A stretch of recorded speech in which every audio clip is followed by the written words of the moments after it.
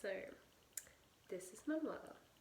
We worked together during Manny's pregnancy alongside another woman who was pregnant and due around the same time as her. And we worked virtually. So I supported Manny online to prepare for her birth and postpartum.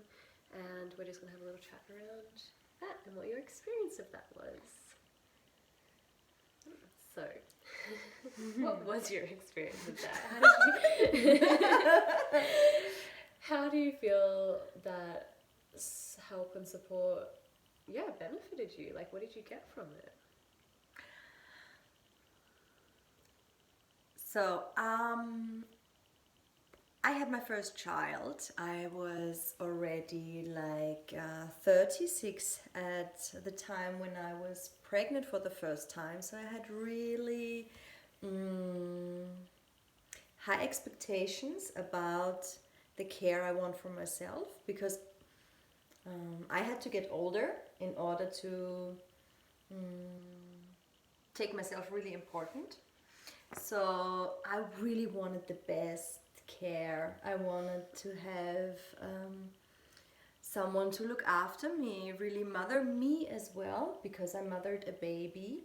Or do you say that in English? There was something growing in me. So I thought, hey, I'm looking after this little baby inside me, and I also deserve a very good care. So for me it was just natural to have you on my side, because I knew you were intuitive. I feel like you have such big knowledge and very good experience for birthing, being there for women. And I felt you have such power, and I wanted you on my side to guide me.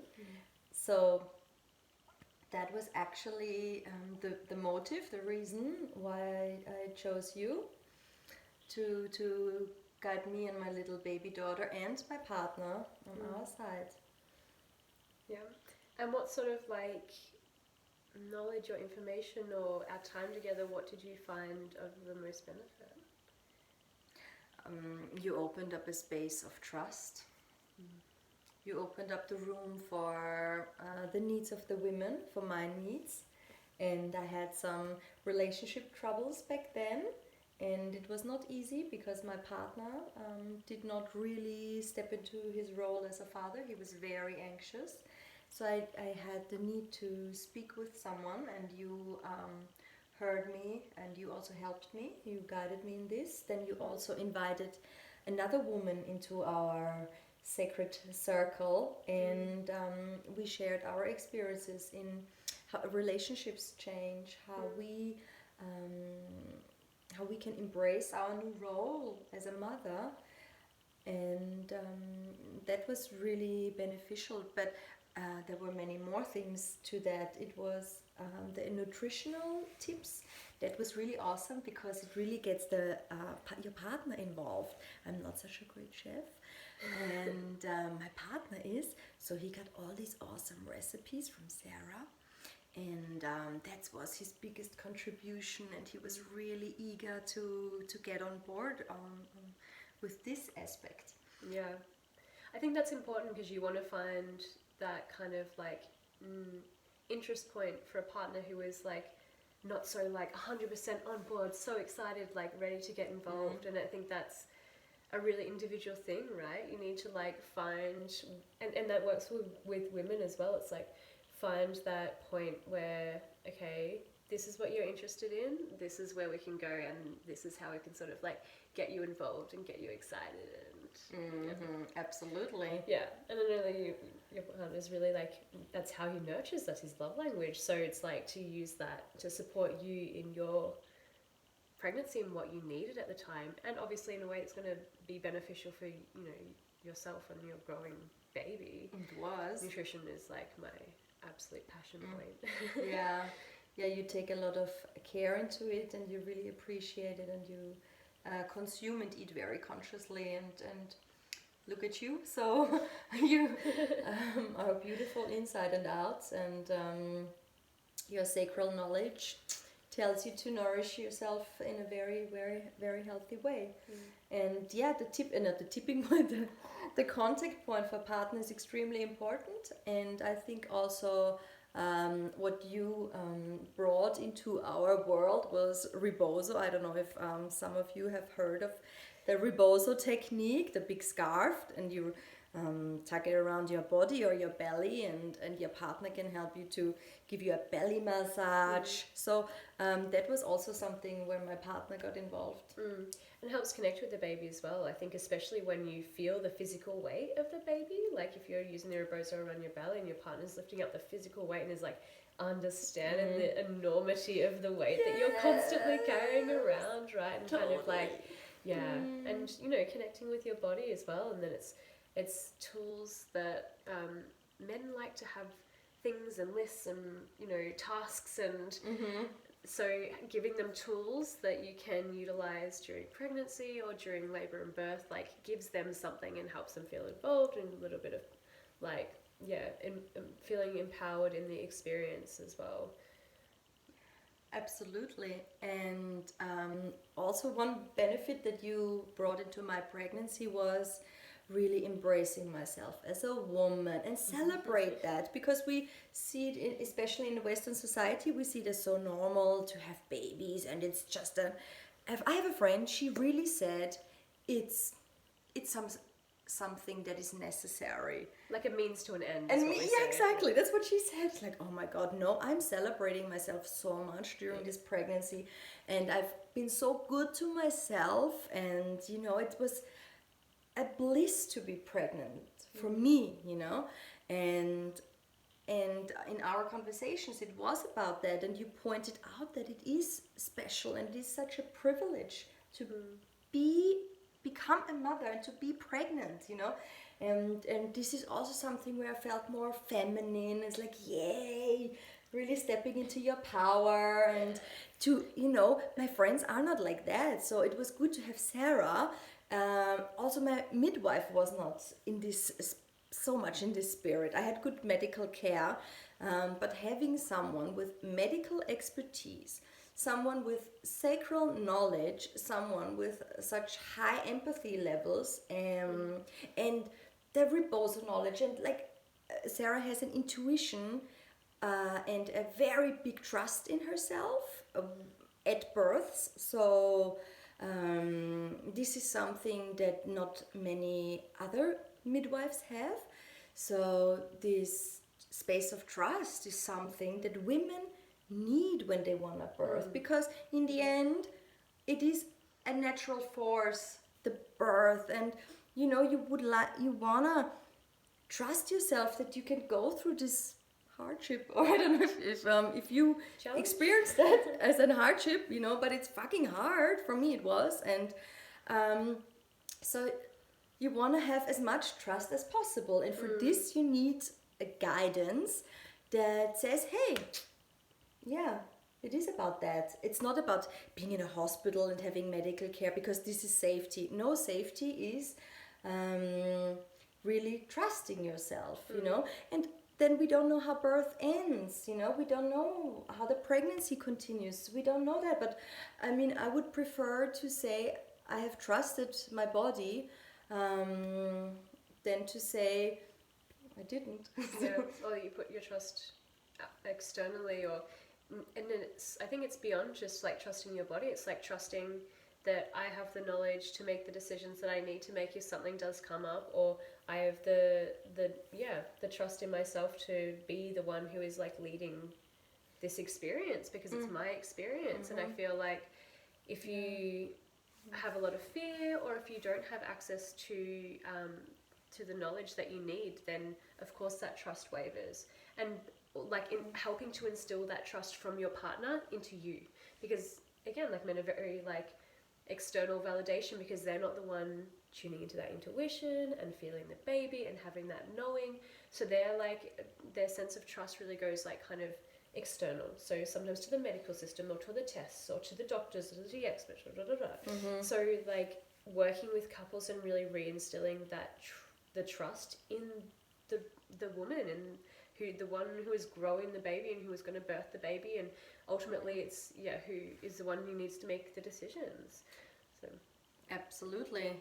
and we've never trusted ourselves. We've like from the get-go like told not to like trust our bodies or like trust our intuition and trust our knowledge. So it's I think it's something that I try and really bring to it is like bringing back that sense of trust, like absolutely, trust in your body and trust in birth and trust in yourself and trust in your own innate knowing. And if you don't trust yourself, you have Sarah. But I can't birth your baby for you. I can't make your decisions for you. It's like what I do is try and instill that sense of trust, because then that's where your power lies, right? And it's like there's different ways to do that, and sometimes it's like sharing knowledge or just having a conversation, working through your fears, whatever. It's like that looks different working for through your everybody. fears. I think that's a good one. That's I think why it's really handy to have a good midwife. Yeah. For good support. It can come from other places, but I think also having an understanding of like the medical system and the maternity system and the reality of what it's like being in a hospital, and having a real thorough understanding of all the processes that can arise, all the decisions that you might be faced with, like interweaving all of that without like instilling fear, and kind of using that knowledge to kind of like mitigate fear, I guess. If you do end up in any of those circumstances, you kind of know, and then you're in a better like position to be able to make decisions, right? Because how did you feel like your birth didn't go as you planned, and you had to make decisions that you didn't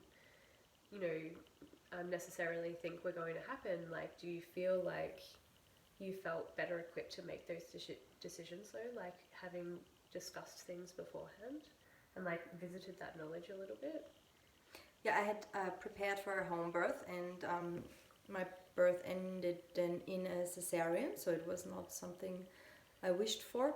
And I prepared well for my birth, for any circumstances, so also for the hospital. And I read books, and I spoke with you about any eventualities. And of course it helped me. And I expressed my wishes. I expressed what I want and what I didn't, and it gave me some safety in that. Absolutely, yes.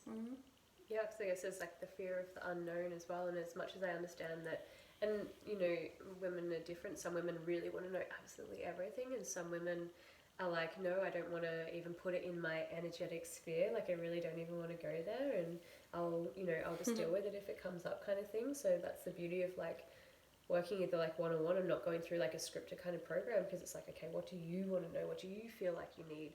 What is it that you need to feel safe in this experience, kind of thing? Yeah, absolutely. That is so true. And I think you're covering everything, from women that totally trust in their bodies and they don't want to know anything, from the ones that are very anxious and lots in their heads, like I am.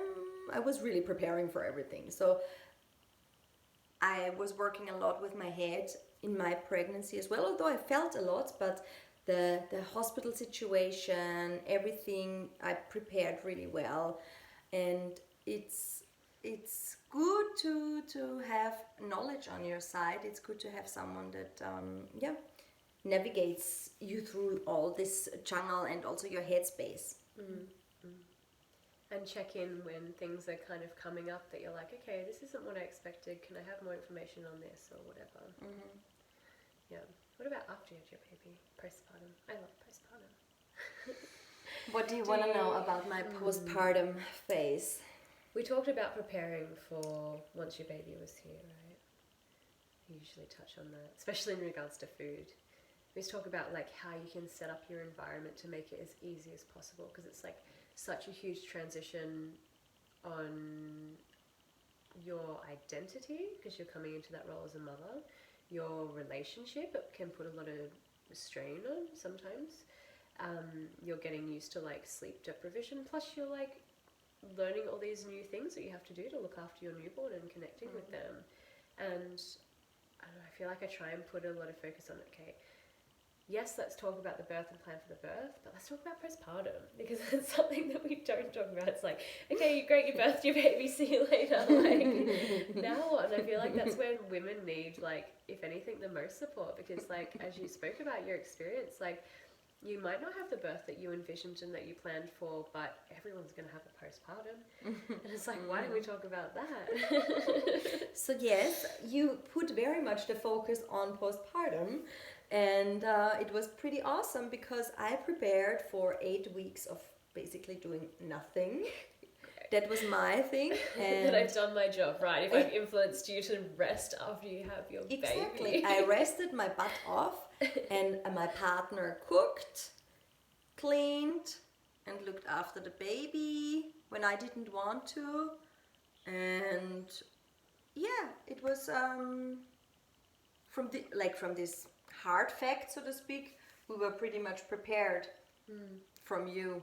And then life comes in between and everything is completely different, and you're depressed and fucking sad and upset, and you think like, this is not how I wanted it to be. The birth, I'm speaking about the birth, I was extremely like upset. I was so upset and so sad. So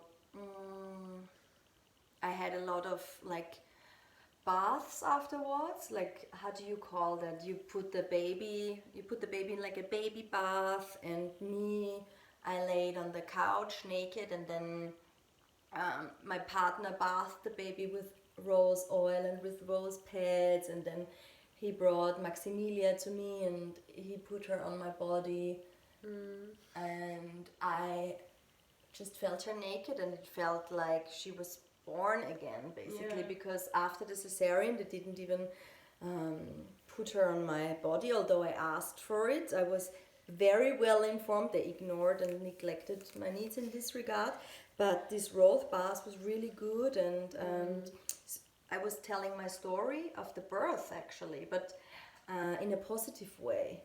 I cried like so much. I couldn't speak. I cried so much, so I had to do it like twice and 3 times, and every time I cried less, and I tried to tell the story from a different angle. From the first time, how I, in a positive way, and in the second time, I how it really was, and more on a sadder point.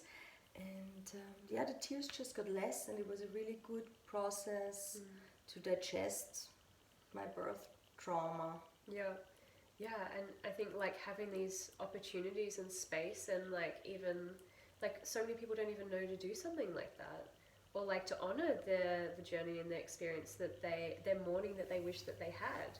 And I think like what a powerful healing tool to do in your postpartum. Like so many women are kind of just like, you know, they're not even, their bodies aren't even nurtured properly and or nourished properly, and their partners like kind of are also going through shock and change and transition, and maybe they have birth trauma as well, and like everyone kind of just like tries to smush it all back together and like get on with life, instead of like really honoring this time and this space after you've had your baby, especially when it's been more challenging than what you envisioned it was going to be. Like it's so important. It is so important that you really press the stop button and stop functioning. This is the worst you can do. It's really I mourned a lot, I cried a lot, and I was very appreciating the relationship I had. My partner was well prepped because of you, Sarah. So it is important to just let go. And if it's your midwife telling you, hey, just don't do nothing, really stay in bed for the next weeks, do some grocery shoppings, or do one thing a day. Someone that reminds you of these things is very important. If you have the luxury to do it. It's sad, that's something else. Of course, I speak here from a privileged position where I was in Austria, and we have something like maternity leave, and we don't have to work here, so we are allowed to stay at home. In the US, for example, I think you have to get back to work after a week or 10 days. So in Austria it's different. We have a better social system. Yeah, that's something that really grinds me is so important as well. But even from your partner's perspective as well, like your partner can stay with you, and it's like, it's so important because you need to see what it involves to like look after a newborn all day. And I feel like that reality really shocks people. I really don't feel like people are properly prepared for what it takes to look after a newborn. And newborns, there's a spectrum. Some are like super challenging and some are really easy breezy, and like, and it's always challenging, even if they are easy breezy. Yeah, of course, yeah. But I think like having an awareness around like, okay, the fact that a baby does feed 8 to 12 times in a day, and sometimes that takes an hour each time, like that's your time, that's what you do. And it's like, you know, you just need to make your life as easy as possible so that you can really ease into that change of like identity and change of life. And you know, you're just reborn yourself as a mother, and that takes time to adjust to, and like giving yourself that time and space, and knowing how to nurture and nourish yourself and be nurtured and nourished by those around you in that space. Like, okay, what can your partner do to make your life as easy as possible so that's like everyone's getting joy out of that transition? Yeah, you might not get joy out of it. You somehow survive, and both have to work their asses off. And visitors are okay if they don't stay longer than 30 minutes. And I had to, like, I had a calendar of when she is sleeping, when do I breastfeed, when do I pump. And it was like, I had I wrote everything down, and it's like, oh my god, in 3 hours again, the whole procedure, like, oh. It was like, really, it was terrible. And then I have friends that had no partner on their side. Then I have friends, they had, where the birth did not go well and this child was sick. And also women that demand so much from them, and they think they have to clean the house, and they think they have to go to work, and they think they have to do this and do this and do this, and they have to function the way they functioned before. And just surviving is really hardcore exhausting, and it's not fun. So you want to have a good support system. Yeah, totally. And I think a lot of people are really apprehensive about asking for help. It can be fun, sorry. For me it was not so great. Yeah, but that's the thing, right? It's like, okay, how can we make this as easeful as possible? Because you don't know what kind of postpartum you're going to have, especially if you don't know what kind of, you know, your birth really can impact your postpartum heavily. You had a lot of things during your birth that heavily impacted your postpartum, and it really does make a difference. So being aware of this and being like, okay, how can we make this transition possible so I don't end up, you know, depressed or like traumatized or you cannot, what you can do to make it as easy as possible, try to have a good support system, take the help that is there, don't take on any challenges, don't take up on any work, do as little as possible, then eat and drink well, don't eat fast food, and really just, I mean, I would have, like, my friends would have cooked for me, and my mother, you know, it was like a little bit, and I asked for it, really. It takes a lot to ask, and lots of women think they cannot ask for help. Yes, you should ask for help. Do you know, when we were nomads, like thousands of years ago, the whole population, the SIP, do you say SIP? The tribe was just about the needs of a breastfeeding mom. That was their reality. So we have shifted from this, and now mothers are like the losers of society. They're the fucked ones, you know. Especially now that we're like, oh, you can also have a career. It's like, exactly. So I'll just carry 20 plates. Like, what do you want from me? And then I'm an emancipated woman. Take the help. Yeah. You can. And I think this is actually a big one that I work with a lot of women with during pregnancy, about that like inability to ask for help. It's a big challenge for a lot of people because it's really in their identity that they're this strong, independent, capable woman, and that they don't want to ask for help even if they need it, and it's absolutely to their disadvantage in the long run. So changing that mindset and having these conversations during pregnancy, that's like, okay, you need to reach out. Who do you have around you? What can you do to like instill some support, and what barriers do you have to get over to do that? And you know, not everyone has that reality, and it's like not everyone has access to any support at all. It's like, okay, cool, Absolutely. let's look at your circumstances and let's see what is around you, even if it is, you know, we say it takes a village to raise a baby, and sometimes that's not your family, sometimes that's not your friends, sometimes that's, you know, that's an external village that is like help in the community, or like help through the system, or like that village looks different for everybody, and we need to like assess, okay, what is available for you and what is it that you need. Yeah, and you can, for example, if you get your first child and you have